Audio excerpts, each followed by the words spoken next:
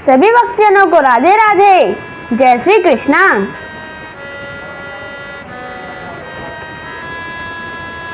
संक्षिप्त गरुड़ पुराण अध्याय 178 से 179। गर्भ संबंधी रोग, दंत तथा कर्णशूल एवं रोम समन आदि का उपचार। श्री हरि ने कहा, हे शिव, मुलेठी तथा कंठकारी नामक औषधियों को समभाग में लेकर गोदूध में पाक तैयार करके दूध का चौथा भाग शेष रहने पर उस पाक को गर्म जल के साथ पान करने पर स्त्री को गर्भ रुक जाता है।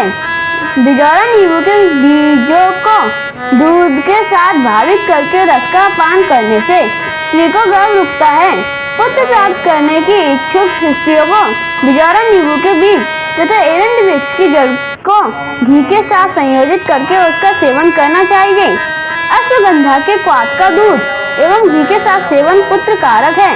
पलाश के बीजों को मधु के साथ पीसकर पान करने से ग्रस्त वाला स्त्री मासिक धर्म तथा गर्भ धारण से रहित हो जाती है। हरिताल, यवाक्षर, पत्रांग, तेज पत्ता, लाल चंदन, जातिफल, जायफल, हींग तथा लाक्षार से पाक तैयार करके उसे दांत में भली भांति लगाना चाहिए, किंतु उससे पहले हल्की क्वाथ को दांत को साफ कर लें। ऐसा करने से मनुष्य के लाल पड़ गए दांत भी सफेद हो जाते हैं।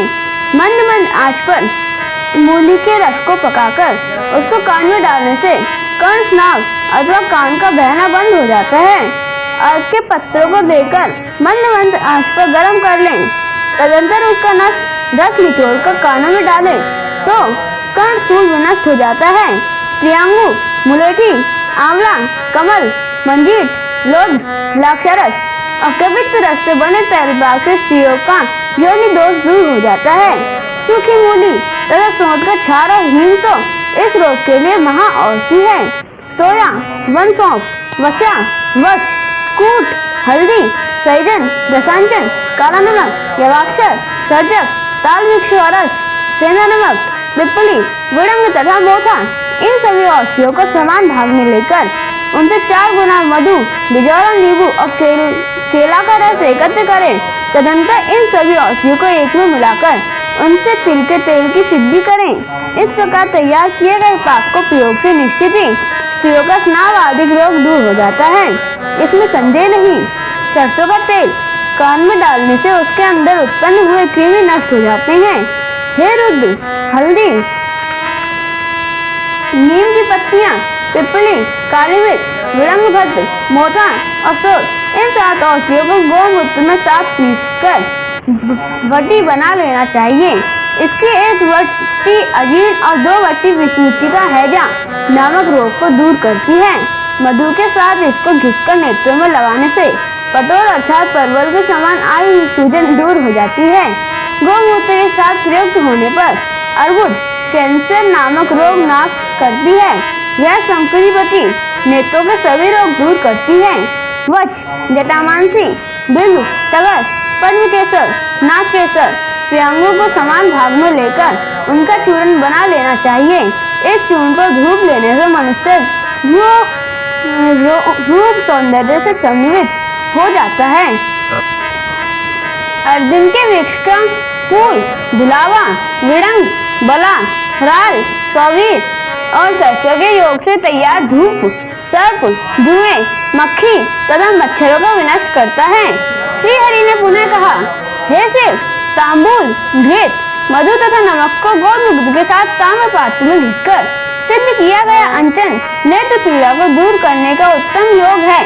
खांसी, श्वास तथा हिचकी के विकार होने पर हरितकी, वच, कूट, टिकटू अर्थात विश्वा, उपकल्य, मरीच, हींग और मैंसिल चूर्ण को मधु तथा घृत में मिलाकर चाटना चाहिए।